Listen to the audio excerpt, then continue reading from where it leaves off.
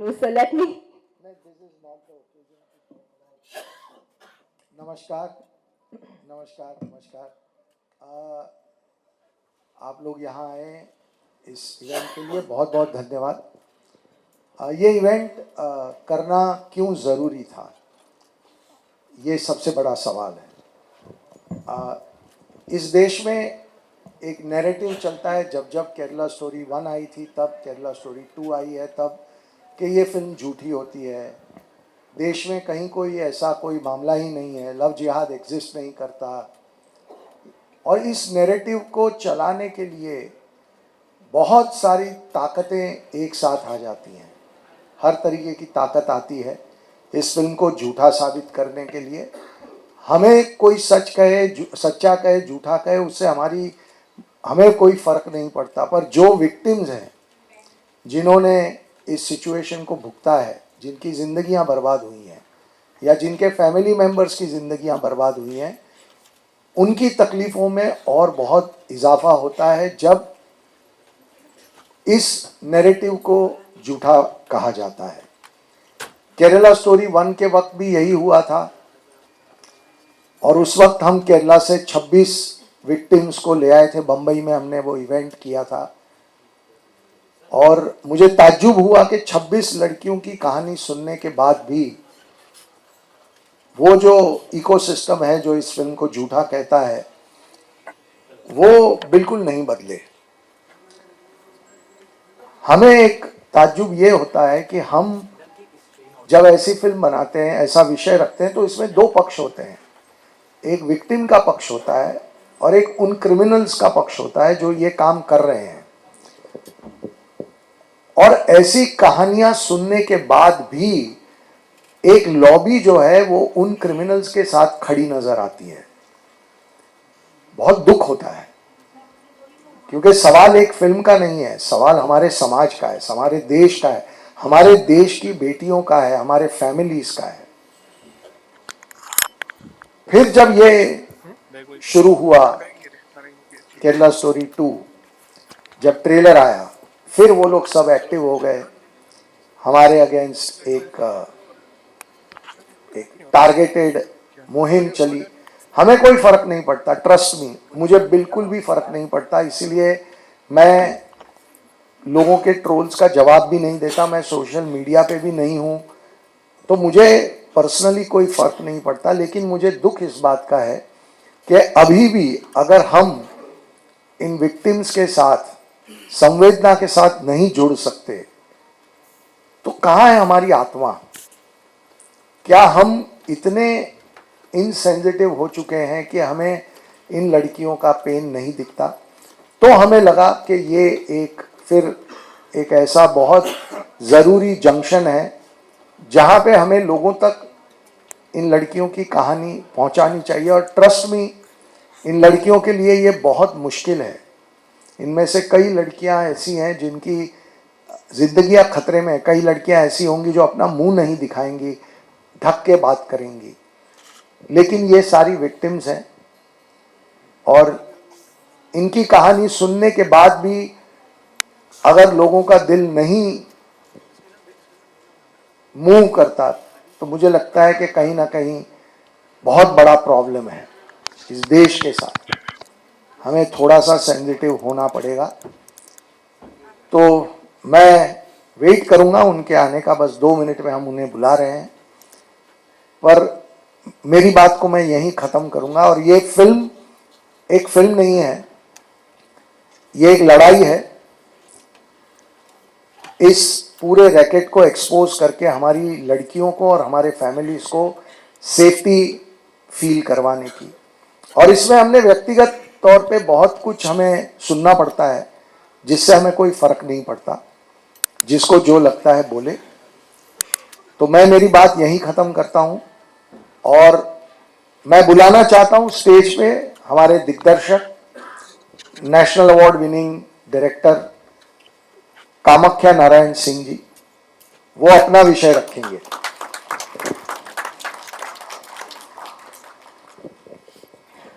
आज ये मंच हमारा नहीं है, जो बहनें यहाँ आई हैं उनका है। बस एक बात है कि मीडिया में कुछ दिनों से ये चल रहा है कि केरला स्टोरी 2 प्रोपोगेंडा है। आपके सामने हम कुछ लोगों को प्रस्तुत कर रहे हैं जो विक्टिम्स हैं स्कैम की, इस कॉन्स्पिरेसी के। इससे ज़्यादा मैं, क्योंकि पिछले 4-5 घंटों से उन लोगों से वापस बात कर रहा था और मुझे वो पिछले 4-5 साल की जर्नी याद आ रही थी, तो मैं बहुत भावुक हूँ। मैं चाहूँगा कि आप लोग उनसे मिलें और बात करें।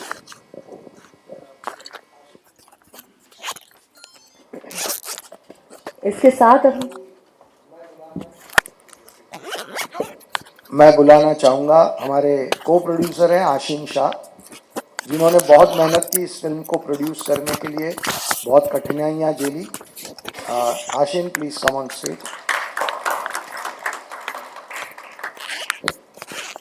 अब मैं हमारी 3 कलाकार जिन्होंने इस फिल्म में लीड भूमिकाएं निभाई हैं, उन तीनों आर्टिस्टों को बारी बारी बुलाना चाहूँगा। बहुत चैलेंजिंग रोल्स थे, बहुत मेहनत के साथ बहुत अच्छा काम किया है। चलो, अदिति आ ही चुकी है स्टेज पे। आइए अदिति, ये उल्का है और ऐश्वर्या है। ये 3 नई आर्टिस्ट हैं जो हम, हालांकि आपने इनमें से कुछ को टीवी पे देखा होगा, लेकिन ये बड़े पर्दे पे एक बड़ी शुरुआत इनकी भी है।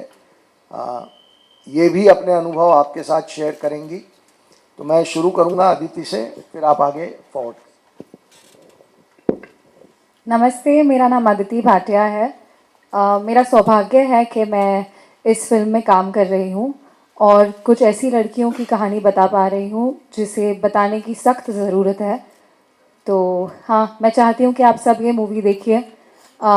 इस फिल्म से अगर कुछ लड़कियों की लाइफ बच सकती है, किसी को साहस मिल सकता है कुछ बातें रखने का, तो हमारे फिल्म का यही उद्देश्य है। Thank you very much.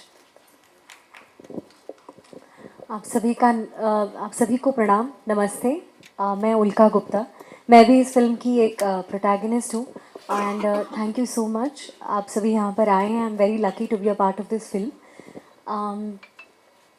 मुझे ऐसा लगता है सभी बड़े मुद्दों को साइड में रखते हुए आज ऐसा मोमेंट है जहाँ हमें सिर्फ सुनना है, समझना है। इस कहानी की जो सभी पीड़िताएं हैं उन्हें एक्नॉलेज करना है, क्योंकि सभी सोशल प्रॉब्लम्स के साथ ये भी एक सोशल प्रॉब्लम है जिसके बारे में अक्सर बात नहीं हुई है। एंड उन्हें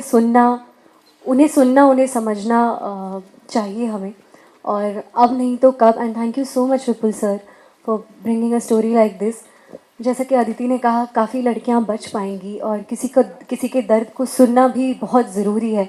और आज काश ये मंच वो कर सके, आप सब तक, पूरे देश भर तक ये प्रॉब्लम सामने आ सके और हम और ज़्यादा लड़कियों को सशक्त कर सकें, अवेयर कर सकें। And I am really grateful. Thank you. Hello, नमस्ते, मेरा नाम ऐश्वर्या ओझा है। थैंक यू सो मच, पहली बार तो आप यहाँ आए हैं। जो कहानी हम फिल्म में दिखा रहे हैं, आज उन्हीं लड़कियों के थ्रू हम उनकी आवाज़ सुनेंगे।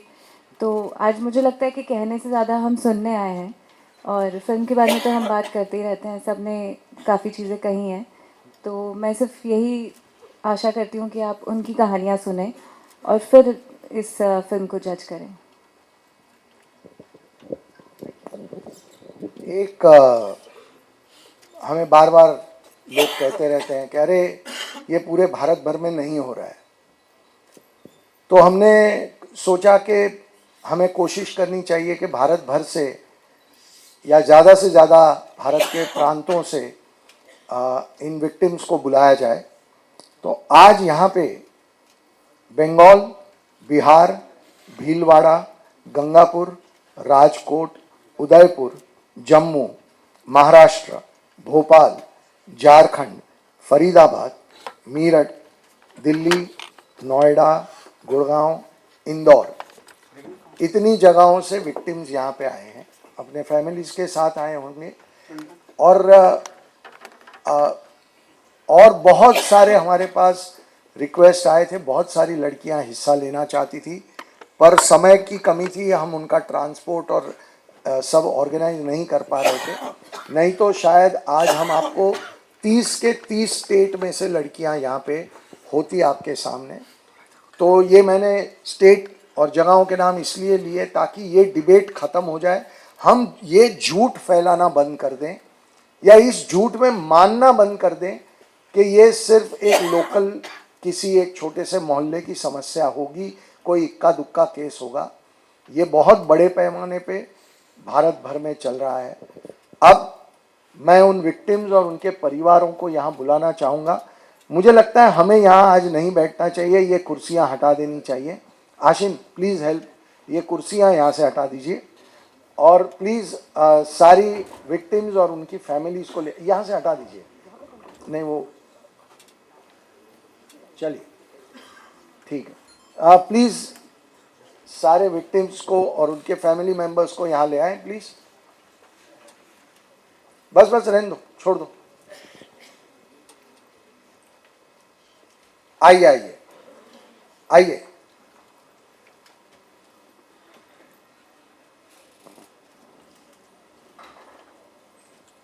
आइए तारा जी प्लीज का।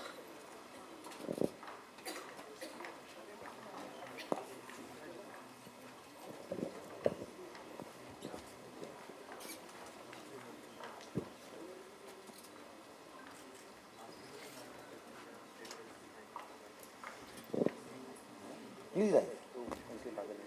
येलो पंजाबी है तारा जी के।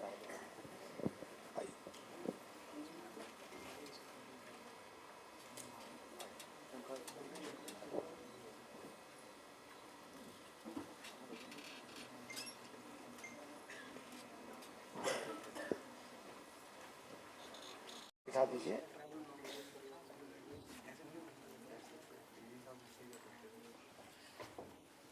हम यहाँ कॉर्नर पे हम खड़े हैं।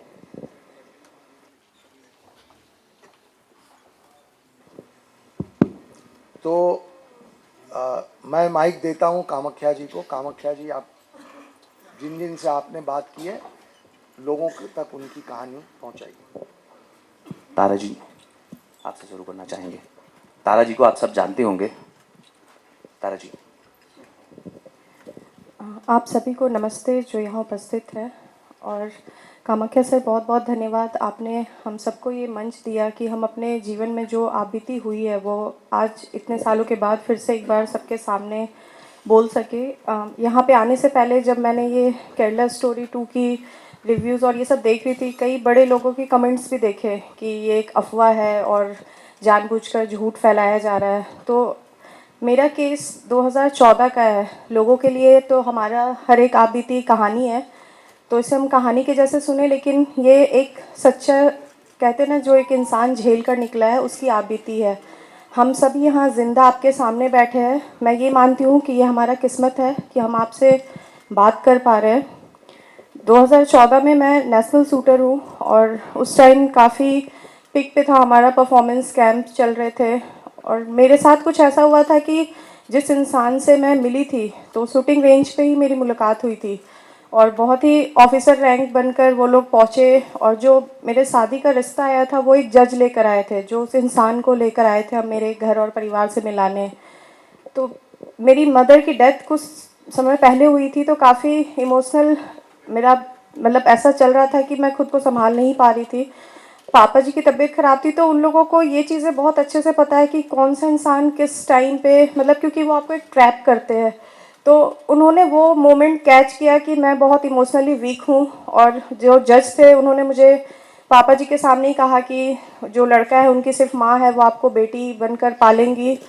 और मेरा ये था कि मैं शूटिंग करना चाहती थी, अपनी पढ़ाई आगे करनी चाहती थी, क्योंकि मैं तब 12th पास थी सिर्फ। सब कुछ होने के बाद घर वालों ने, जैसा सबने मुझसे पूछा कि आपने इंक्वायरी नहीं किया, तो मेरा केस जहाँ तक मैं समझती हूँ, मेरे पापा और मेरे भैया थे, हमारे फैमिली वाले ने सब इंक्वायरी किया, हर जगह वो सही पाए गए थे। उनकी अपनी एक आइडेंटिटी थी जो हिंदू आइडेंटिटी होती है, उनकी ऑफिस, उनका वर्क प्लेस, सब कुछ था। उनके फ्रेंड डीएसपी रैंक के लोग थे, उनके गार्जियन जज थे। तो ये अगर कहना है कि हमारी सिर्फ चूक है कि हम उनको पहचान नहीं पाए, तो मुझे लगता है कहीं ना कहीं ये गलत होगा, क्योंकि हम एक आम इंसान हैं। आज मैं आपके सामने खड़ी हूँ तो आप मुझे जानते हो कि मैं तारा शाहदेव हूँ, लेकिन एक ऐसे इंसान भी है जो मुझे वहाँ जाकर पता चला कि डबल आइडेंटिटी से लोग जीते हैं। जो उसका आइडेंटिटी मुझे शादी के बाद पता चला, जब विद इन कुछ महीनों के अंदर मेरा सगाई हुआ और रेडिसन ब्लू से मेरा विवाह हुआ था, हिंदू रीति रिवाज से जैसे हमारे में होता है, बहुत धूमधाम से हुआ था, सब कुछ सही चल रहा था। लेकिन शादी जिस दिन हुआ, और लोकल थे, मैं रांची की रहने वाली हूँ, तो वहाँ पे ही उसका मतलब घर था, जो ससुराल तथाकथित कह सकते हैं हम उसे अब। तो मुझे वहाँ ले जाया गया, और शादी से पहले हम सगाई के लिए उनके घर पे ही गए थे, क्योंकि उसकी मदर की सर्जरी हुई थी। तो वहाँ पे सारे जो हम हिंदू रीति रिवाज जानते हैं, हमारे घर में आप एंटर करोगे तो एक व्यू होता है हमारा, जैसे हम माता देवी देवताओं की पिक्चर्स, ओम स्वास्तिक, ये चीज़ें मतलब हम जो कॉमनली लगाते हैं, तो वो सारा व्यू था उसके घर पे। और 7 जुलाई को 2014 को मेरा शादी हुआ था। उसी रात मैं गई तो फिर उन लोगों ने मुझे कहा कि आप सो जाओ और हम लोग सुबह बात करते हैं। मुझे नहीं पता, खाना उन्होंने मुझे दिया, मैंने खाया। कई बहुत देर के बाद जब आँख खुली सुबह, मैं वापस रूम से जब बाहर आई तो वो घर ही नहीं लग रहा था। उस घर में मुझे आज भी याद है मक्का मदीना का फ़ोटो, अल्लाह का वो सिंबल, मतलब मुझे लग रहा था पता नहीं मैं कहाँ आ गई हूँ। पहला दिन था मेरा वो, और मैं घबराई हुई उसकी माँ के पास गई कि ये सब क्या है। तो उसने बड़े ज़ोर से मुझे धक्का मार के बोला कि यही मेरा सच है और तुमको अब यहीं रहना है। मुझे आज भी वो पल याद कर ना ऐसा लगता है, आप सोच सकते हो कि कल रात मेरी शादी हुई और आज वो इंसान बोलता है कि मैं वो नहीं हूँ। तो फिर मैंने अपने फादर को, अपने भाई को कॉल करने की कोशिश की, पता नहीं मतलब समझा पाना भी मुश्किल था कि हो क्या रहा था। मैंने जज को भी फ़ोन किया जिसने वो रिश्ता कराया था, वो आया। मेरे फादर ब्रदर को उसने मना किया कि आपकी शादी तुरंत हुई है, पापा भैया घबरा जाएंगे, मैं आ रहा हूँ, आप मुझसे बात कीजिए।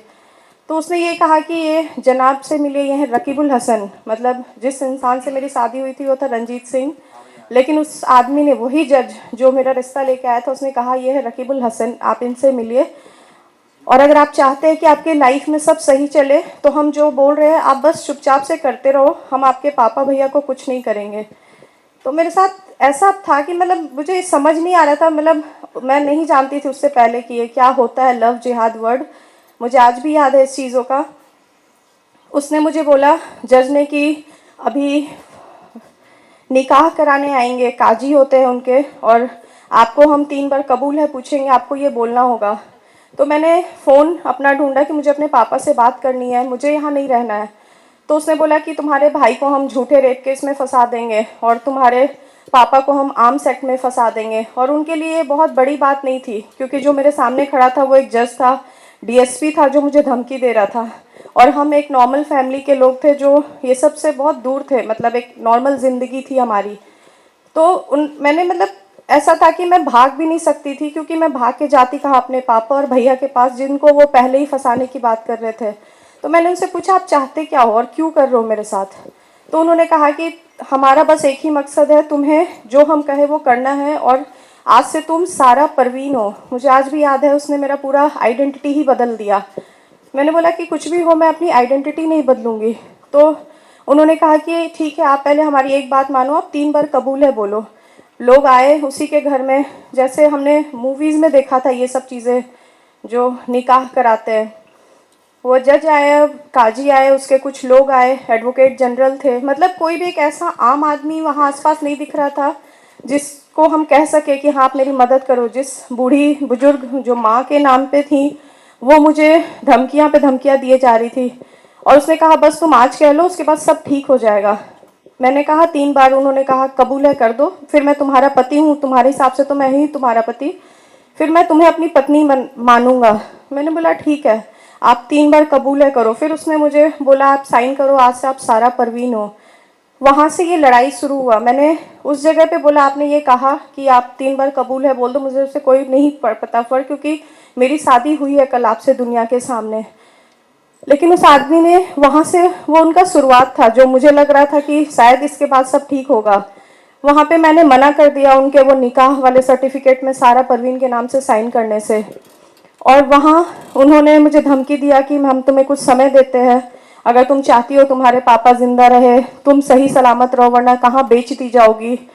कान में आज भी वो आवाज़ सुनाई देता है, तुम पहली नहीं हो, तुम आखिरी भी नहीं हो, तुमसे पहले बहुत सी गई और बहुत सी और भी हैं जो इस रास्ते पे चल रही है। तब मुझे लग रहा था पता नहीं मैं कहाँ से कहाँ पहुँच गई हूँ। मतलब पेपर आता था न्यूज़ का, मुझे याद है उस टाइम इंटरनेशनल चैम्पियनशिप चल रहा था, लोग मेडल्स ले रहे थे और मैं वहाँ फंसी हुई थी। पापा जी का फ़ोन आया अगले दिन, वो मिलना चाहते थे, तो उन्होंने कहा कि नई शादी है, आप समय दो, वो लोग घूमने गए। ये चीज़ सिलसिला चलता रहा, मतलब कुछ दिन तक, जब तक उन्होंने बोला, मैंने बोला मुझे समय चाहिए, क्योंकि मैं खुद को समझाना चाहती थी कि मैं कैसे निकलूं। मुझे ऐसा था कि मैं नहीं चाहती थी कि मेरे पापा और भैया को मेरी वजह से कुछ हो जाए, या वो समाज जो हमें एक बार विदा करके भेज देता है, क्या वो ये सच जान के हमें एक्सेप्ट कर पाएगा। क्योंकि मैं जहाँ से आती हूँ, मैं एक राजपूत फैमिली से हूँ, तो मान सम्मान हमारे लिए बहुत इम्पोर्टेंट था। हमेशा से माँ ने बताया था सम्मान बहुत इम्पोर्टेंट है। तो उस इंसान ने एक झटके से थप्पड़ मारा कि तुम्हें जीना है तो तुम्हें वही करना होगा। मेरे लिए उसके बाद का टॉर्चर कोई मायने नहीं रखता था, क्योंकि मेरे लिए वो थप्पड़ बहुत था, क्योंकि वो वहाँ पे टूट गया था सब कुछ। तो मैंने उसी दिन डिसाइड किया कि चाहे ये जो भी इंसान है, मैं इसको छोड़ूंगी नहीं और मैं ये सच को तो सामने लाऊंगी। मुझे सच में नहीं पता था कि मैं किस चीज़ की शिकार हुई हूँ। मैंने उस दिन से ठान लिया कि मैं किसी भी कीमत पे इस जज को, इस डीएसपी को, ये चाहे जितने पावरफुल हो, मेरे पास कुछ नहीं था, मैं एक 12वीं पास लड़की थी, ना ही मैं बहुत पैसे वाली थी कि मेरे पास पावर पोजीशन था, लेकिन एक बात था कि जो वो कर रहे थे वो गलत था और मुझे उस सच को लाना था। 40 दिन मैं उस दरिंदे के पास रही हूँ, हर दिन ये सोच कर कि कैसे मुझे ये मौका मिले और मैं वहाँ से बाहर निकल पाऊँ जिंदा। उसने मारा, कुत्ते से कटवाया, कई बार गलत काम करने की कोशिश किया भी। लोगों के पास उस मुस्लिम जज के घर ले जाया गया कि तुम्हें बीफ खाना है, ज़बरदस्ती हर एक चीज़ कर, जितना एक लड़की को आप तोड़ सकते हो उसने तोड़ा।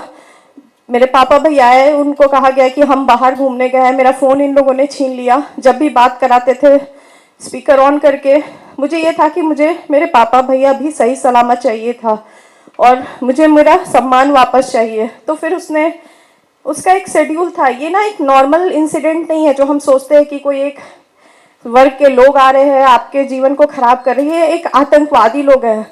मैंने उसको घर पे देखा था, सैटेलाइट फ़ोन जो हम आम आदमी नहीं देखते हैं, जो हमने मूवीज़ में देखा था। वो रात में वो फ़ोन्स निकालता था, कई फ़ोन, कई सिम्स चेंज कर करके, अलग अलग देश के उसको पैसे आते थे कैश। जब बेल बजता था पैसे का बैग भरा हुआ आता था।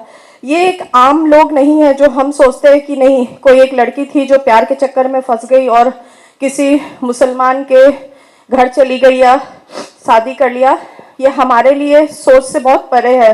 बहुत ही सिस्टमेटिक वे में मेरे सामने कई लड़कियां उसके घर पे आई थी और वो बच्चियां वैसी थी जो 12th के बाद एक अच्छे कॉलेज में एडमिशन कराना चाहती थी, जिनको ये झांसा देते थे कि हम आपका एडमिशन करा देंगे। मतलब हर वो कमज़ोरी जो आपका है वो उन्होंने नस दबा रखा है उस चीज़ों का, और वो जानते हैं कि आप किस चीज़ों के लिए कमज़ोर हो और आप किस चीज़ों से उनके काबू में रह सकते हो। मेरे कमज़ोरी मेरे पापा और भैया थे। ये सब चीज़ों को देखकर बस मुझे इतना था कि मुझे उसके घर से ज़िंदा निकलना है। और प्रॉब्लम ये था कि वो इंसान जब भी फ्लाइट पे चढ़ता था, एक तो उसके पुलिस के बॉडीगार्ड थे जो फ्लैट के नीचे खड़े थे, जो मैं भाग नहीं सकती थी। मैं भाग के कहाँ जाती, पुलिस स्टेशन जहाँ डीएसपी वाले रैंक के लोग खुद उसके घर शाम पे आते हैं, कोर्ट्स के पेपर, हाई कोर्ट के वो जज, ऐसा लगता था मैंने कोर्ट मेरे केस से पहले सिर्फ देखा था मूवीज़ में। वहाँ देखा कि कोर्ट में कैसे पेपर्स आते हैं, ये जजमेंट बोलता था एडवोकेट जनरल, वो साइन करता था जज। मतलब उन लोगों ने पूरे सिस्टम का एक तमाशा बना दिया।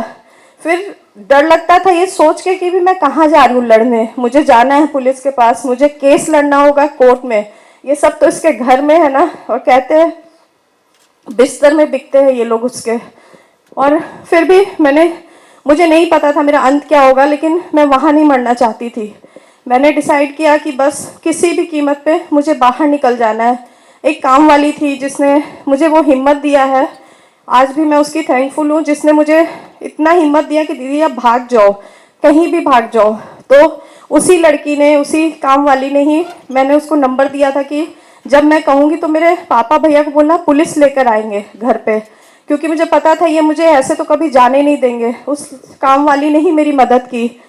और एक दिन समय आया, क्योंकि उसके फ्लाइट का टाइम जैसे हमें पता है, क्योंकि रांची की थी मैं, हमारा बहुत 2014 का टाइम है, बहुत ज़्यादा फ्लाइट नहीं चलते थे दिल्ली और कोलकाता की रात की फ़्लाइट। तो शायद उस दिन भगवान मेरे साथ थे। उस दिन रिंग हुआ बेल, तो मुझे इसने मार कर बहुत ही बुरे कंडीशन में किया था। तो मुझे काम वाली उठाकर बाथरूम लाती ले जाती थी, क्योंकि मैं चलने के लायक भी नहीं थी उस टाइम। तो बेल बजा तो काम वाली क्योंकि मेरे साथ थी, तो उस आदमी ने खुद गेट खोला। तो उस जो भी वो इंसान था उसने कहा कि सर आज रात की आपकी फ़्लाइट कंफर्म है दिल्ली की। तो मुझे इतना पता था दिल्ली की फ़्लाइट मतलब लगभग 8 बजे की थी। मुझे लगा भगवान ने मुझे बस आज का समय दिया है, मुझे आज ही निकलना है, वरना मैं कभी जिंदा नहीं बच पाऊँ, क्योंकि मेरा हालत हर दिन बदतर होता जा रहा था। मैंने उसी समय काम वाली को, उसने ही पेन ला के भी दिया, उसके रूम से नंबर दिया कि मेरे भाई को बोलना 8 बजे वो आ जाए पुलिस लेके। अगर लेट हुआ तो भी ये मुझे मार देंगे, पहले होगा तो उसकी माँ उसे बता देगी और सारे लोग मुझे कैप्चर कर लेंगे और नहीं आने देंगे, जिंदा नहीं निकलने देंगे वो लोग। ऐसे ही हुआ। लेकिन पुलिस को भी मेरे पापा ने कंप्लेन शायद दिया, नाम सुनकर ही उन्होंने पहले तो हाँ ही नहीं भरा, बट फिर भी महिला पुलिस के साथ पापा ने भी, अब मेरे हैं कुछ नाना जी थे तो उन्होंने हेल्प किया। किसी भी तरीके से करते करते इन्होंने लेट कर दिया। 8:45 बजे तक शायद वो लोग पहुंचे, 8:45 या 9:15 का समय था।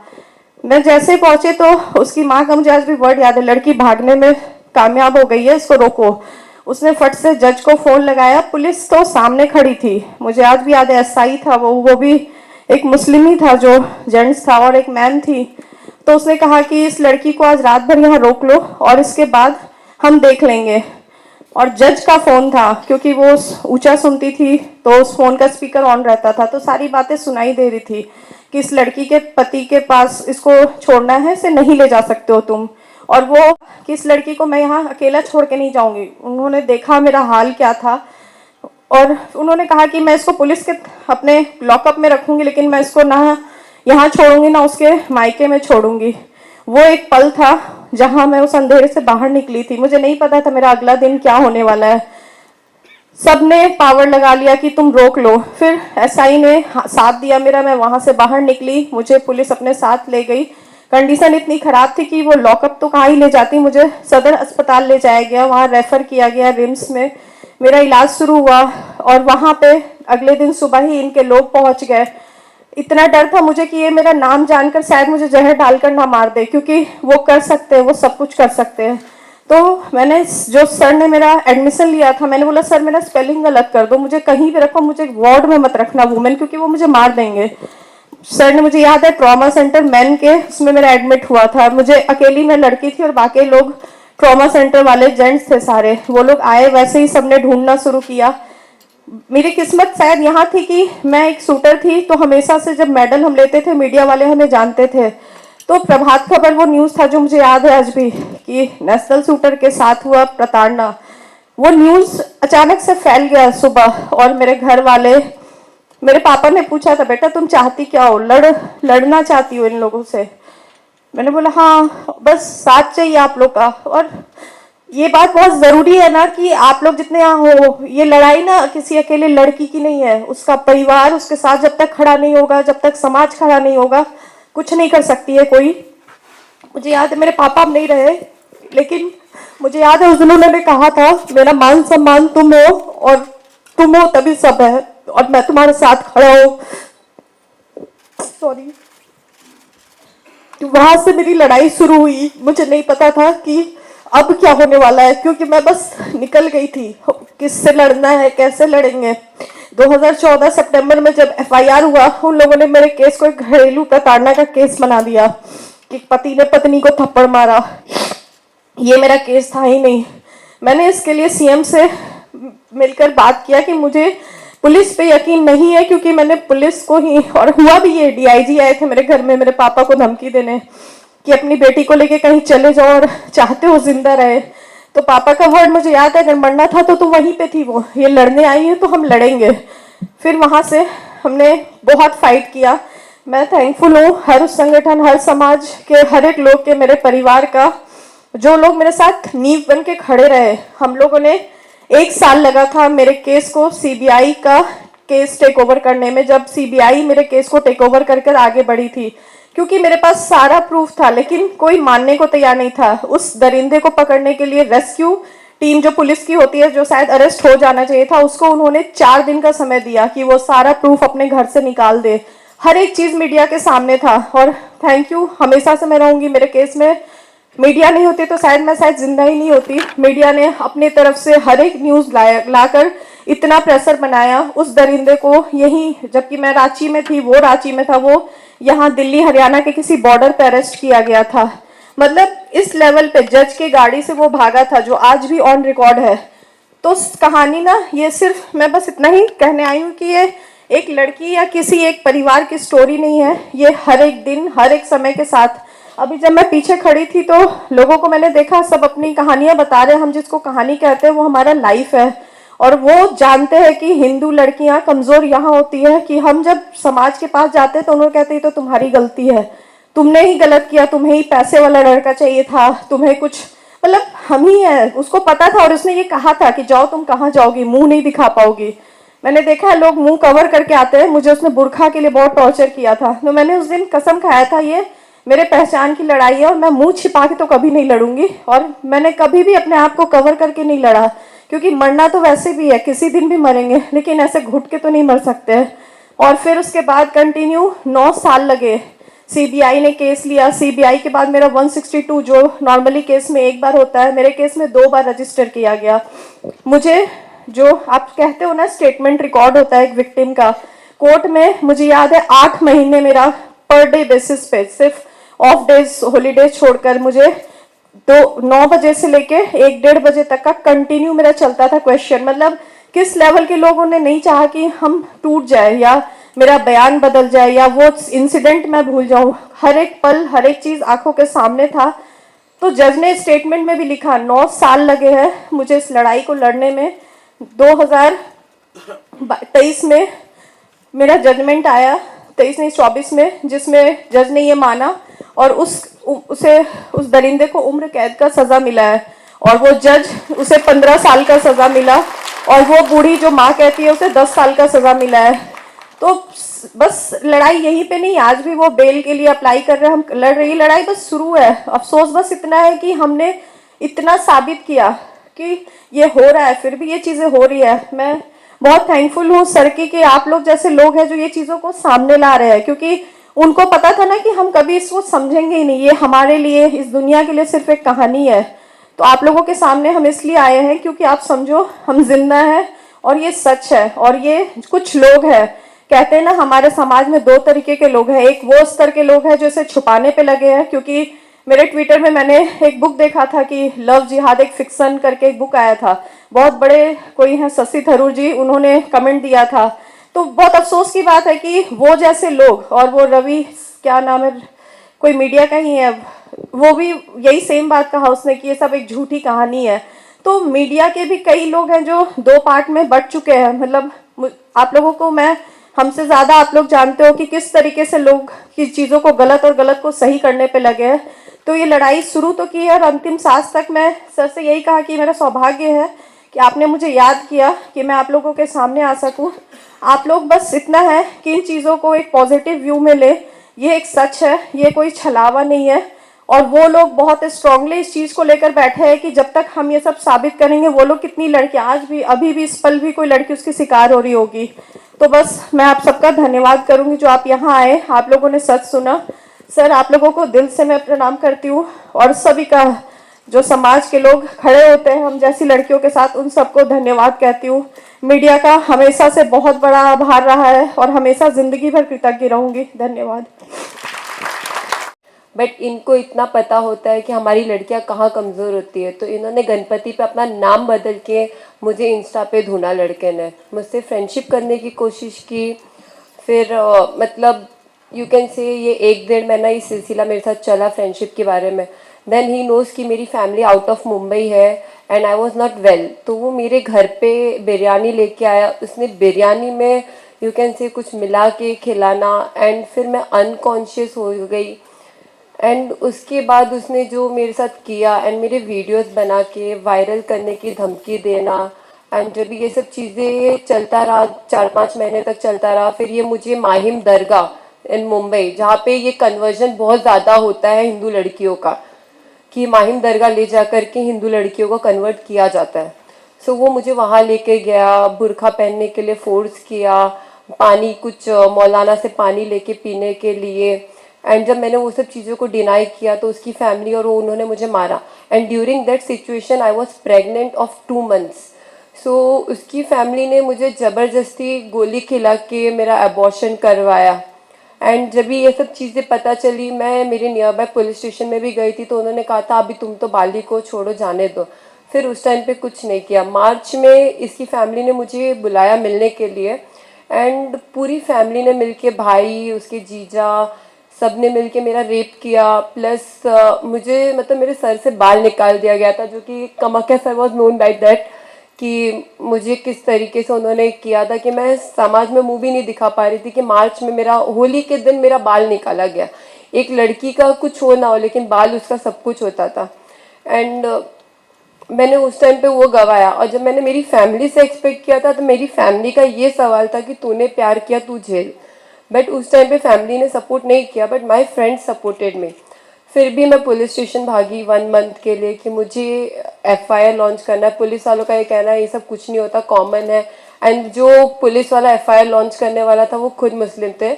I can't disclose his name, वरना मैं खुद कर देती हूँ उनका नाम। उन्होंने खुद ने मुझे क्या बोला, राशि जाने दो, छोड़ दो ये सब मैटर, तुम अपनी ज़िंदगी स्टार्टअप करो।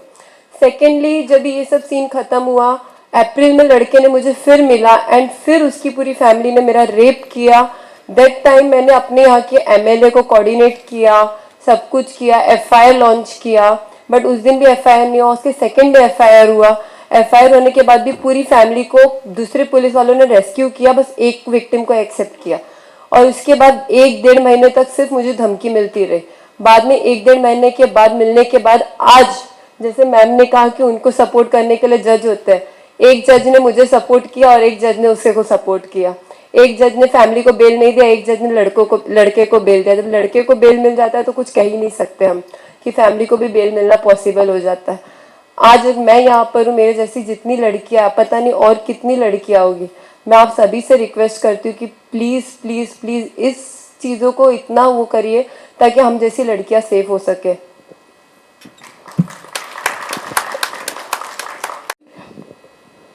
सॉरी।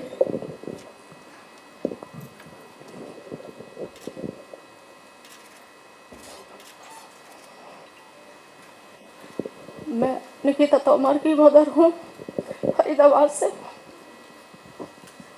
ये 2020 में 26 अक्टूबर के दिन हुआ था।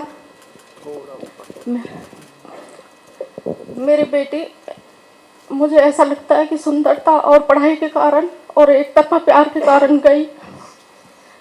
मेरी बेटी स्कूल भी टॉप कर रही थी और कॉलेज भी टॉप कर रही थी, तो सामाजिक कामों में भी जाती थी, जनता से फिर ऊपर थी, अपने समाज से भी। मैं भी उसके साथ जाती थी जहाँ उसे बुलाते थे। तो शायद उसकी नज़र उस पर कहीं पड़ी और ज़बरदस्ती शादी का दबाव डालने लगा। उसको किडनैप भी किया गया और सीधा फैमिली के पास ले गया, और उसकी फैमिली ने भी उसे शादी का दबाव डाला और धर्म बदल कर। हम एक राजपूत हैं और वो मोमडन था, तो मेरी बेटी ने मना कर दिया। उसके घर पे एडवोकेट भी बैठे हुए थे, शादी करने के लिए भी बैठे थे सब, लेकिन वो नहीं मानी। तब तक कि हमें किसी जरिए पता चला और हम पीछे से पहुँचे और हमारी बेटी हमारे साथ आ गई। हमने एफआईआर करी, लेकिन उनका कुछ नहीं हुआ 2-4 महीने तक, क्योंकि उनके राजनीति में भी 50 साल से राजनीति में बैठे हैं, दादा नाना सब, आज भी चाचा भाई हैं और कांग्रेस के नेता रहे हैं, और जो कांग्रेस के हैं दिग्गज, उनके साथ सब उनका उठना बैठना है, तो उनका कुछ नहीं हुआ। हमने बेटी का फ्यूचर देखकर अपने समझौता कर लिया कि बेटी का फ्यूचर ख़राब हो जाएगा, इसलिए फिर हमने दोबारा से बेटी को पढ़ाई शुरू कर दी। सब कुछ सही चला। 2 साल बाद फिर उसने बेटी को किडनैप करने की कोशिश की। कॉलेज के बाहर लास्ट बीकॉम का पेपर देकर निकली थी। तो बेटी 2 थे, नई गाड़ी में बैठी, गन लेकर घूमा, आगे आगे मेरी बेटी है, पीछे पीछे वो था। लेकिन मेरी बेटी ने हार नहीं मानी और लड़ाई लड़ते हुए खुद को शहीद कर दिया। मैं तो उसे शहीद ही कहूँगी अपने धर्म के लिए। उसने अपना बलिदान दे दिया, लेकिन उनसे समझौता नहीं किया, उनके साथ नहीं गई। पहले भी ठुकरा कर सब कुछ आ गई। खूब परिवार ने दबाव डाला, खूब लालच दिया, रानी बना के रखेंगे बेटा, शादी कर ले धर्म बदल कर। लेकिन मेरी बेटी ने सब कुछ ठुकराया और अपनी पढ़ाई भी जारी रखी, बीकॉम क्लियर की, टॉप करके गई है लास्ट में भी। और उसने उनके साथ कोई समझौता नहीं किया, ना ही वो उसकी पिस्टल से डरी। आगे आगे वो और पीछे वो लगाता फिरा। गाड़ी में दोनों ने खूब बैठाने की कोशिश की, नहीं बैठ पाई वो उनसे, तो उन्होंने उसे मार दिया कॉलेज के बाहर। ऑप्शन में सुना होगा, 2020 की बात है, 26 अक्टूबर। और मेरी बेटी लड़ते हुए गई अपने धर्म के लिए, और हम समाज में इस वजह से जी भी रहे। शायद हम आज यहाँ नहीं खड़े होते अगर बेटी उनके साथ जाती तो। बस तसल्ली है तो थोड़ी सी यहाँ है कि वो इज्जत से गई है, लेकिन दुख तो है और सारी जिंदगी रहेगा। उसकी कमी कभी पूरी नहीं हो सकती। उसके बगैर ना कोई खुशी है, खुशी मिलती है लेकिन उसके बगैर नहीं है। लेकिन बस इसीलिए जी रहे कि बेटी लड़ते हुए गई, और हम भी आज भी लड़ाई लड़ रहे हैं। डिस्ट्रिक्ट कोर्ट से उन्हें उम्र कैद की सज़ा मिली दोनों को, हमने हाई कोर्ट में कर रखा है, और हम आखिरी सांस तक लड़ाई लड़ेंगे, क्योंकि बेटी भी लड़ाई लड़ते हुए गई है अपने हिंदू धर्म के लिए, अपने सनातन धर्म के लिए। हम भी ये लड़ाई लड़ते रहेंगे जब तक जिएंगे। और आज सबका बहुत बहुत धन्यवाद, सबको बहुत नमस्कार। आप सबने हमें यहाँ बुलाने के लायक समझा, और मैं अपनी गलतियों के लिए क्षमा चाहती हूँ आप सबसे।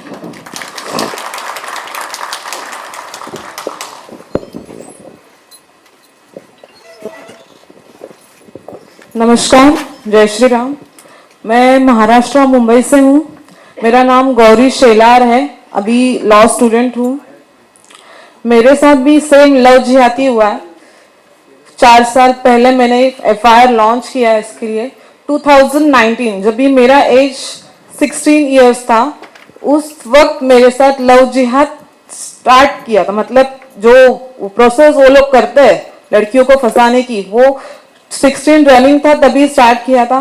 सेम स्टोरी है, मेरे को किसी ने मारा नहीं है, पीटा नहीं है, सिर्फ गाली गलौज या ड्रग्स देना, वशीकरण, यही सब है। स्टोरी तो सब सेम है तो कुछ बताऊंगी नहीं, बस इतना बताऊंगी कि 24 नवंबर का मुझे दरगाह लेके गया, माहिम दरगाह, जहां पर पूरा वशीकरण प्रक्रिया चलता है। माहिम दरगाह मतलब जो आप समझ रहे हो वो वाला नहीं, उसके पीछे उनका खुद का जिधर सब काला कांडी चलता है वो माहिम दरगाह पीछे वाला। उधर मुझे एक ग्लास पानी पिलाया जो बहुत टेस्ट में कड़वा रहता है, वो पानी पिला के मुझे ड्रग्स दिए।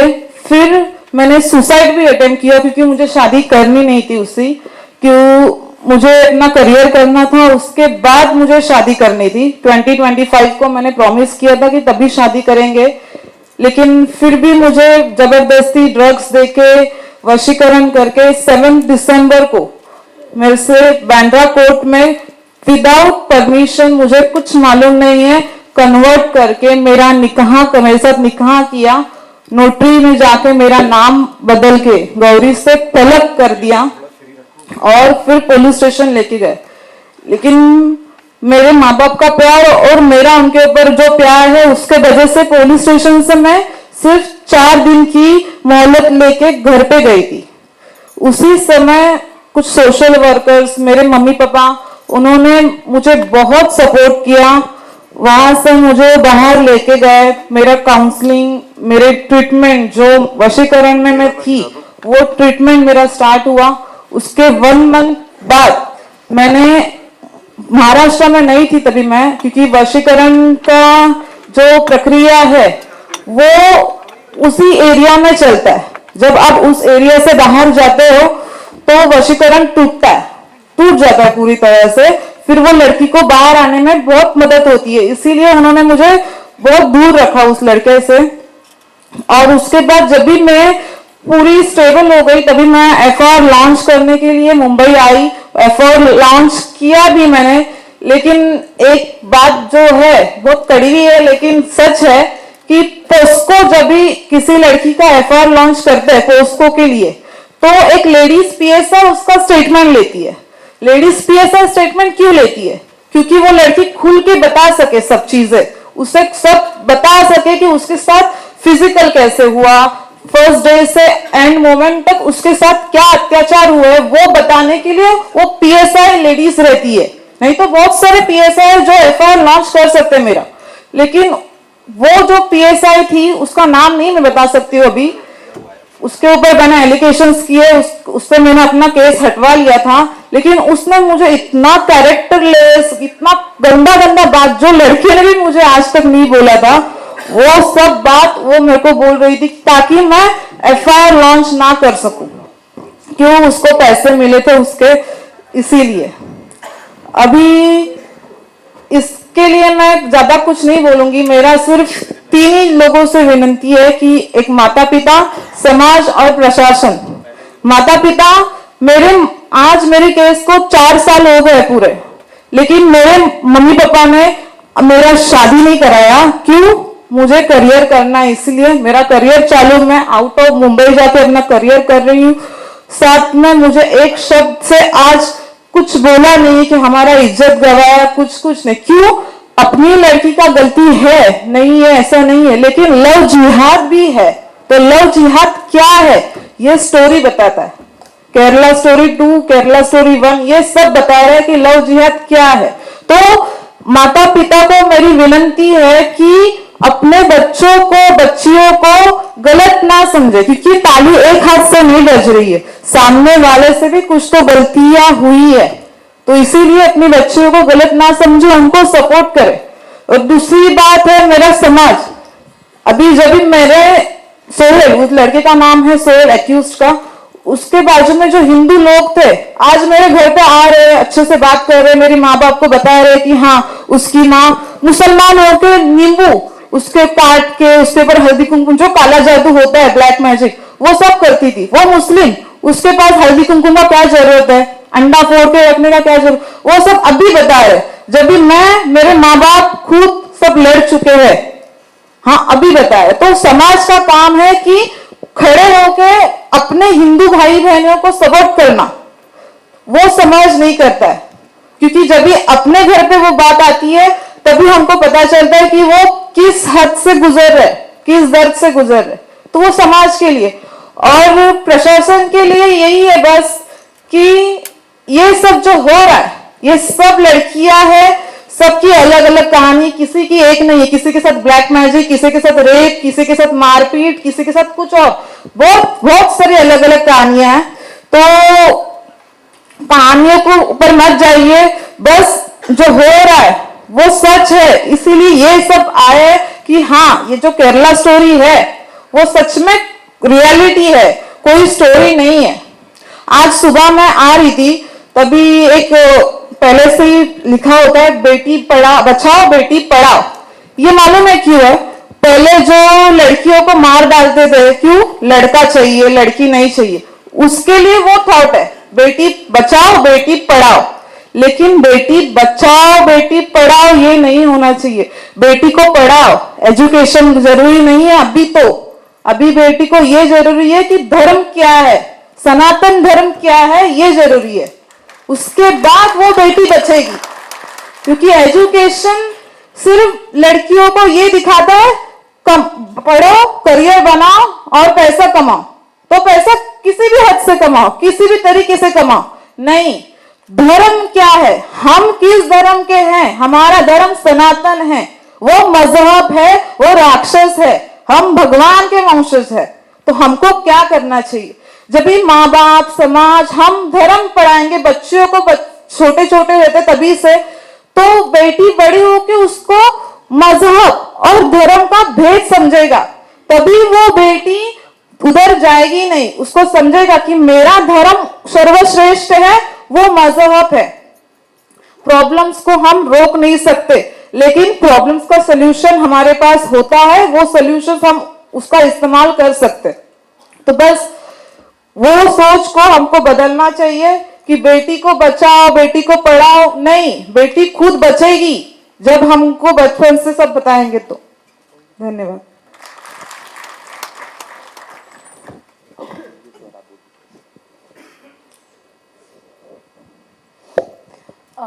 नमस्कार जी। मेरा नाम तो बताऊंगी नहीं, मैं मध्य प्रदेश से हूँ। मैं यहाँ पर 2013 में आई थी। मतलब मेरी पहचान एक नवीन राणा नाम के लड़के से फेसबुक पे हुई थी, बट नवीन राणा जो था उसका मेरा चला, मतलब वो मुझे इंदौर लेने आया मध्य प्रदेश में। मैं उसके साथ भी आई, ठीक है, क्योंकि इंटरकास्ट थे, मतलब राणा और हम ब्राह्मण फैमिली थे, तो इसलिए शादी घर वाले तो नहीं कर सकते, क्योंकि ब्राह्मण हूँ तो ब्राह्मण में ही जाऊँगी। नवीन राणा मुझे लेने आया, हम दिल्ली आए। दिल्ली में उसका एक फ्रेंड मिला, उसका नाम शाहनवाज था। शाहनवाज लेकर जब हमें यहाँ आया तब उन्होंने बोला कि हमारे पास घर नहीं है रहने के लिए, तो मैं तुम्हें लेकर, एक मदरसा है फुलत नाम है जिसका, यूपी में पड़ता है, सुना भी होगा आपने, मौलाना कलीम सिद्दीकी का मदरसा है वो। मैं उनके वहाँ पर गई, मुझे वहाँ ले गया नवीन। तो वहाँ इतनी सेफ्टी सिक्योरिटी थी कि मतलब कोई भी लेडीज़ बाहर नहीं जा सकती और कोई जेंट्स अंदर नहीं आ सकता। तो ऐसा गेट पे और गेट के बाहर भी मौलाना के जो होते हैं जो लोग, वो खड़े रहते थे। ठीक है, मैं वहाँ पर गई। वहाँ पर मेरी जैसी और भी लड़कियाँ थी, मैंने देखा वहाँ। तो उन्होंने बोला कि नहीं, ये सपोर्ट करते हैं बस हम लोगों को। वहाँ पर जब मैं गई तो उन्होंने धीरे धीरे पूछा मुझसे कि तुम क्या नॉनवेज खाती हो, ऐसा। मैंने बोला नहीं, नॉनवेज वगैरह हम नहीं खाते, क्योंकि मैं एक ब्राह्मण फैमिली से हूँ, ऐसा। ठीक है, मैंने बोला अच्छा नवीन कहाँ है, आप नवीन को बुला दीजिए, वो कब जाएगा। तो बोले नहीं, अभी नवीन नहीं आ रहा है, नवीन कहीं गया हुआ है। मैं ठीक है। वहाँ से फिर मुझे मेरठ मदरसे ले जाया गया। मेरठ मदरसे में जब वहाँ रखा तो उन्होंने बोला आपको यहाँ कुछ दिन रहना पड़ेगा। मैंने बोला नहीं, पहले आप मुझे नवीन को बुलाओ। तो बोलते नहीं, नवीन वहीं आ रहा है, आप वहीं चलो। जब हम मेरठ मदरसे में गए तो वहाँ पर नवीन आया। नवीन ने कहा देखो सुनो, अब अपने घर से तुम दूर हो गई हो, तुम, फ़ोन तो था भी नहीं मेरे पास में कि मैं फ़ोन से घर से या किसी से कांटेक्ट कर सकूं। जो फ़ोन था मेरे पास में वो वही ले गया था। फिर उसके बाद में उसने कहा देखो मैं तुमसे बहुत प्यार करता हूँ, ऐसा है कि तुम्हें ना इस्लाम की स्टडी यहाँ रहकर सीखनी होगी। मैंने कहा मैं इस्लाम को कैसे सीखूँ, मेरे को समझ नहीं आता है ये सब। तो बोले कि नहीं, हमें निकाह करना होगा ना, इसके लिए इस्लाम को तुम्हें पढ़ना होगा और इस्लाम सीखना होगा।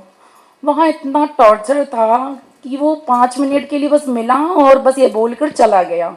अब वहाँ जो मदरसे में लेडीज़ होती थी जो हमारी जो हम सबको सिखाती थी वहाँ पर, उन्होंने कहा अब आपको इस्लाम में कलमा पढ़ना है। उन्होंने कलमा सिखाया। उसके बाद में सुबह 4 बजे हमको उठा दिया करते थे नमाज़ पढ़ने के लिए, जिसे तहज्जुद बोलते हैं।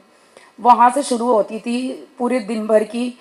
मॉर्निंग में 7 बजे सिर्फ हमें चाय मिलती थी। उसके बाद में ऐसा ट्रीटमेंट सिर्फ हमको मिलता था जो वहाँ पर हिंदू लड़कियाँ थी, बाकी जो उनकी लड़कियाँ थी उनको ऐसा ट्रीटमेंट नहीं मिलता था। फिर उसके बाद में हमें सिर्फ चटनी देते थे और चावल देते थे, और रात में चटनी और रोटी, वो भी सिर्फ 2। फिर उन्होंने बोला कि इस्लाम तुम स्टडी याद नहीं करोगी, तुम आयतें याद नहीं करोगी, तुम नमाज याद नहीं करोगी, कुरान को पढ़ोगी नहीं, तो तुमको ऐसे ही मिलेगा। वहाँ हम लोग रहते हैं, मैं कहूँ मुझे मेरे घर जाना है, प्लीज़ मुझे मेरे घर भेज दो।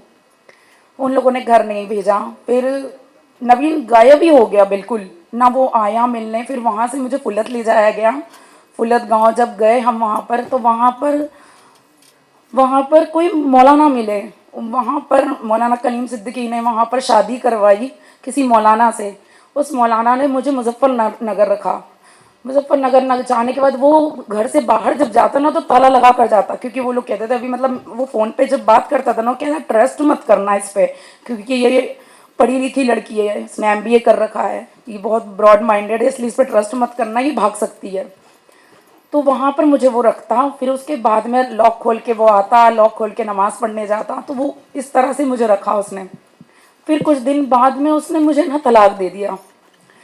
मैंने सोचा कि मैं इसका दिल जीत लूँगी तो शायद तक मेरे को मौका दे दे कि मैं बाहर निकल सकूँ, मैं भाग सकूँ कहीं, बट नहीं, उसने ट्रस्ट नहीं करा। फिर उसने कुछ दिन बाद तलाक दे दिया। तलाक से मुझे वापस फुलत मदरसे में लाया गया और फुलत मदरसे में मैं रही। मदरसे में रहने के बाद में उन लोगों ने बोला कि तुम्हें शादी करनी होगी, देखो तुम अपने घर तो अब जा नहीं सकती हो, घर जा भी नहीं पाओगी क्योंकि तुम्हारे घर वाले अब तुम्हें एक्सेप्ट नहीं करेंगे। क्योंकि मुझे बुर्खा पहनाना, पर्दे में रखना, मेरा एक नाखून भी नहीं दिखता था क्योंकि हाथ में ग्लव्स, पैरों में ग्लव्स, हर जगह सॉक्स वगैरह, मतलब इस तरह से मुझे वो लोग रखते थे एकदम नकाब करके। फिर उसके बाद में उन्होंने मेरा दूसरी जगह पे निकाह करवाया, वहाँ पर निकाह हुआ। फिर उसने मुझे कुछ टाइम तक रखा क्योंकि 2013 से अब मैं इस चीज़ से निकली हूँ, अभी तक मेरा केस भी चल रहा है। और उन्होंने मेरा फिर हलाला करवाया, हलाला के नाम पे वो अपने जीजा से करवाता, फिर उसके जीजा तलाक देते, फिर वो मेरे साथ रहता। फिर उसके बाद में जमीयत उलमा हिंद की एंट्री होती है इस मैटर में कि मेरी 2019 में एक से निकाह होता है। वो हाफिज़ कुरान था, उसने मुझसे झूठ बोल के शादी करी, ये बताकर वहाँ पर कि उसकी वाइफ की डेथ हो गई इसलिए वो वहाँ पर शादी कर रहा है। मतलब मैं इन लोगों के बीच में नहीं, मैं को कोई ऐसा नहीं था कि मैं निकल सकूं, बाहर जा सकूं। और उसने मुझसे शादी करी, 4 साल मुझे रखा, फिर उसके बाद उसने मुझे तलाक दिया। फिर इनकी फैमिली वालों ने मुझे अपने मतलब कमरे में रखा, बिल्कुल कहीं जाना नहीं, आना नहीं। फिर उसके बाद में उसने मुझे फ्लैट लेकर एक जगह रखा सबसे छुपा कर, फिर वहाँ पर उसके जीजा से हलाला करके मेरा दोबारा निकाह करके मेरे को रखा। फिर उसके बाद में मैं जब फ्लैट में रहती थी ना तो वो कुछ मारना, पीटना, गालियाँ, मैं बाहर कैसे निकलूं। फिर मेरी एक फ्रेंड से मेरी दोस्ती हुई, तो मेरी फ्रेंड यहीं मेरे साथ रहती है, मतलब बहुत सपोर्ट, इसने मुझे इतनी हिम्मत दी, बहुत हिम्मत। मैं वहीं पास के DLF थाने में गई और उसकी कंप्लेंट लिखी कि सर ऐसा ऐसा मेरे साथ इन लोगों ने करा है कि मेरा हलाला करवाया, फिर मुझे अब शुरू थे 2013 से लेके अब तक ये सब करवा रहे हैं। उस SHO ने एक पति पत्नी की लड़ाई की FIR लिख ली और उसे समझाया कि तुम जाके कोर्ट में तलाक ले लो और इसको जो भी है सेटलमेंट करके मामले को रफा दफा कर दो। बट मुझे जब मैं वहाँ गई SHO के पास, पता पड़ा कि क्या उन्होंने लिखवाई है एप्लीकेशन, तो उन्होंने FIR यही मतलब ये हस्बैंड वाइफ वाला ही लिखा, क्योंकि वो हर बार जाता और पैसे दे देता, क्योंकि वो मदरसा चलाता है, बहुत बड़ा स्कूल भी है उसका, तो अच्छी अर्निंग है उसके पास में, तो वो पैसे दे दिया करता और वो छूट जाया करता। अब मेरा केस कोर्ट में है, मेरी फ्रेंड और उसके हस्बैंड और हमारे सर है विनीत सर और चंद्रपाल सर जी, ये मेरी हेल्प कर रहे हैं और इस केस को लड़ने में। और मैं चाहती हूँ कि अगर प्रशासन कुछ पैसे लेकर ये काम ना करे ना, तो सच में किसी के लिए वो खड़े हो सकते हैं। वो हमेशा पैसे दे देता है और इतना ट्रस्ट दिलाया था मुझे कि नहीं आपकी हेल्प होगी, आप फिक्र मत करो, और मेरा कोई हेल्प नहीं हुआ। 1.5 साल से मैं अभी भी स्ट्रगल कर रही हूँ और मैं लड़ रही हूँ, पर मैं बैक नहीं होंगी। मेरे पास फैमिली का कोई सपोर्ट नहीं है क्योंकि मैं एक ब्राह्मण फैमिली से बिलोंग करती हूँ और हमारे यहाँ इज्जत को बहुत कुछ मानते हैं, इसलिए अब मेरे पास जो मेरी फैमिली है बस यही है और कोई भी नहीं है। और ये जो फिल्म है इससे ना बहुत कुछ सीखने को मिलता है। ऐसी फिल्में तो बननी चाहिए जिससे कि हमें आईना दिखाई दे। एक ये मुस्लिम कम्युनिटी का जो आईना है ना वो हमें दिखाई नहीं देता है। ये ऊपर से बहुत अच्छे होते हैं, दाढ़ी टोपी बिल्कुल नेक बन के रहना नहीं, पर इनके अंदर बहुत गंदे हैं। इतना जुल्म है अंदर, जो जुल्म मैंने देखा है अपनी आंखों से, बहुत जुल्म है, ये कहानी नहीं है। तो मैं तो सोचती हूँ कि समाज में इस तरह की मूवी आती हैं खराब बराब सी, इससे अच्छा तो ऐसी मूवीज आए जो हमको कुछ सिखा दें कि नहीं वाकई में रियल में लड़कियों के साथ में क्या हो रहा है। ठीक है, थैंक यू सो मच।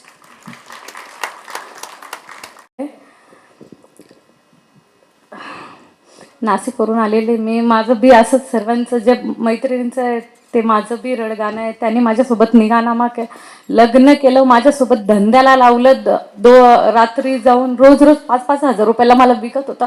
माझ्यासोबत एवढं गलत केलं, मेन प्रायव्हेट पार्टवर एवढे म्हणजे हे केलेलं ना विचारता काही नाही, एवढा मारायचं मला बळजबरी गोमूस खाऊ घातलं, बळजबरी सर्व काही हे करून घेतलं माझ्याकडून, मला निघानामा पडून घेतला.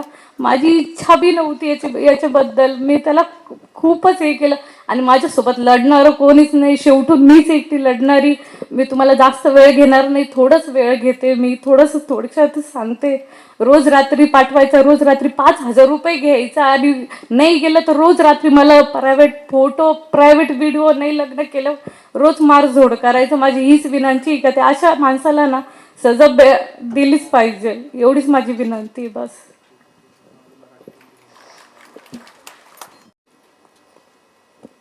नमस्कार सभी को. मेरा नाम सविता है, मैं मुंबई से बिलोंग करती हूँ. एंड मेरे साथ भी सेम हुआ है. जैसे कि मुंबई का स्टोरी है माहिम दरगाह, जहाँ पे लड़कियों को लेके जाया जाता है और वहाँ पे कुछ पानी पिलाया जाता है. सेम मेरे साथ भी वही हुआ. मुझे पानी पिलाया गया वहाँ पे एंड उसके बाद मुझे अनकॉन्शियस करके फिर घर पे लेके गए. फिर मेरे साथ रेप हुआ एंड उसके बाद उसकी मम्मी एंड उसकी सिस्टर मुझे ब्लैकमेल करने लगे.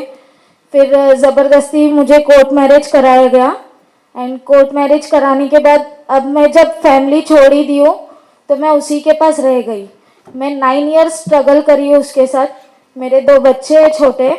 मुझे ज़बरदस्ती गोमांस खिलाया जाता था, मुझे मारते थे. मैं जैसे जॉब पे जाती थी तो ऐसे होता है कि उन लोगों में बुर्का पहन के छोटे कपड़े पहनते, बहुत कुछ करते, एक नहीं 4-4 लड़के लेके घूमते, बट वो दिखता नहीं है. बट अगर एक हिंदू लड़की जीन्स टी शर्ट पहने या कुछ ऐसे कपड़े पहने तो उन लोगों का कहना होता है कि ये लड़की धंधे वाली है, बियर बार में काम करती है. जैसे कि मैं पढ़ी लिखी हूँ तो मेरे बच्चों के लिए मुझे काम करना होता था, तो मैं काम करती थी, जॉब पे जाती थी, वहाँ पे फॉर्मल्स पहनना होता था. तो सभी को बताते थे कि मैं बियर बार में काम करती हूँ, मैं धंधा करती हूँ. अगर ऑफिस में किसी से बात करती थी, कोई कलीग्स होते थे तो उनके साथ मेरा अफेयर है, रिलेशन है. ऑफिस के बाहर आके मारना कि मेरा मुंह पूरा काला, मैं किसी को फेस शो ही नहीं कर सकती थी. ऐसे आज भी मैं स्ट्रगल कर रही हूँ. मुझे बैक सपोर्ट किसी का नहीं है, मेरे फैमिली का नहीं है, क्योंकि मैं खुद से करी हूँ तो सब मुझे अपने हाल पे छोड़ दिए. बट मैं ये कहना चाहती हूँ कि अगर एक फैमिली सपोर्ट होगा तो ऐसे लड़कियों को बाहर निकलने का मौका मिलेगा. कि जो सुसाइड करना चाहते हैं कि मैं क्या करूँ और क्या नहीं, वैसे लड़कियों को अगर किसी का सपोर्ट होगा तो वो उसमें से बाहर निकल सकते हैं. बस, थैंक यू.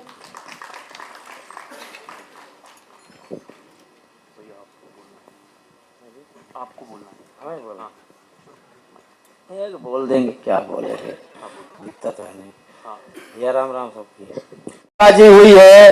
ये हम हिंदू मुस्लिम से मैं कदा बहुत दूर रहना चाहता हूँ, क्योंकि हमारे जैसा कोई आदमी यहाँ धरती पे नहीं होगा, इस वक्त नहीं होगा. क्योंकि 3 साल से मेरे को दिखता नहीं है. मेरी लड़की 16 साल 17 साल की है और इसने पहला फुसला के ले गया, अब भी फोन करता है. और ये मेरी लड़की को अब भी वो कहती मैं आऊंगा, वहीं जाऊंगा. अब बताओ, मेरा हिंदू धर्म का नष्ट हो रहा है. मुसलमान कितना गलत काम कर रहे हैं.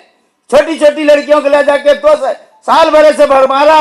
मेरे को दिखता नहीं. छोटे बच्चे को मेरे को लात से मारा था, मेरे सामने मारा था. इसने इतना अत्याचार किया, कितना कोई ने किया होगा.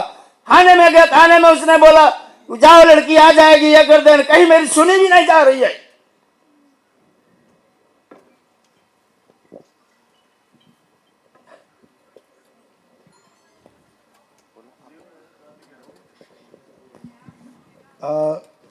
कहानियाँ और भी बहुत हैं. इन सब काफ़ी लोगों ने अपना चेहरा भी यहाँ पे छुपा के रखा है, क्योंकि वो उनके लिए सेफ्टी के लिए बहुत ज़रूरी होता है. और भी बहुत कहानियाँ हैं और भी बहुत बातें हैं. हम आप लोगों से इनकी ज़बानी ये कहानियाँ सुनवाना चाहते थे और हम सिर्फ एक ही चीज़ कहना चाहते हैं. जितने भी इस फिल्म के हेटर्स हैं, जितने भी इस फिल्म को प्रोपेगेंडा बोलते हैं, कि हम इन लोगों के साथ खड़े रहेंगे. आप चाहे जितना भी हमें गाली दो, आप चाहे हमें जितना भी क्रिटिसाइज़ करो, हम ज़िंदगी का हर दिन इन्हीं लोगों के साथ रहेंगे. मैं चाहूँगा कि मेरी पूरी टीम मेरे साथ यहाँ आए और इन लोगों के साथ हम खड़े हैं. इस बात का सबूत आप प्लीज़ क्लिक करिए और लोगों तक ले जाइए इस बात को। अगर आपके दिल में इनको देखने के बाद, इनकी बातें सुनने के बाद कोई संवेदना जागी है तो पूरे देश तक इस बात को पहुंचाइए। प्रॉब्लम पहचानेंगे नहीं तो सॉल्यूशन आएगा नहीं। तो पूरी केरला स्टोरी 2 की टीम इन सबके साथ खड़ी है आजीवन। ऐसी जितनी हजारों लड़कियां हैं जिनको लगता है कि वो हेल्पलेस हैं, सबके साथ हम खड़े हैं।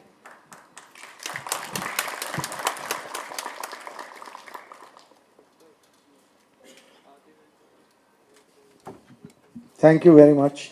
आप लोग यहाँ आए, she will give us the vote of thanks, we can conclude. आप लोगों ने ले जाओ, आइए आप लोग सब अंदर आइए। बहुत धन्यवाद। हमने इतनी कहानियाँ सुनी और सभी ने एक ही बात कही कि ये कहानी नहीं है। और जितनी नेगेटिविटी फैलाई जा रही है on the name of propaganda, जो कहते हैं कि ये सब सच नहीं है, एविडेंस के रूप में ये सभी ह्यूमन एक्सपीरियंसेस हम आप सभी के सामने लेकर आए। आप सभी ने हमें यहाँ आज ज्वाइन किया इस कॉज के लिए। ये एक फिल्म नहीं है, ये एक कॉज है। इस कॉज में हम सभी साथ खड़े हैं। साथ ही आपके आने के लिए हम बहुत बहुत आभार व्यक्त करना चाहेंगे।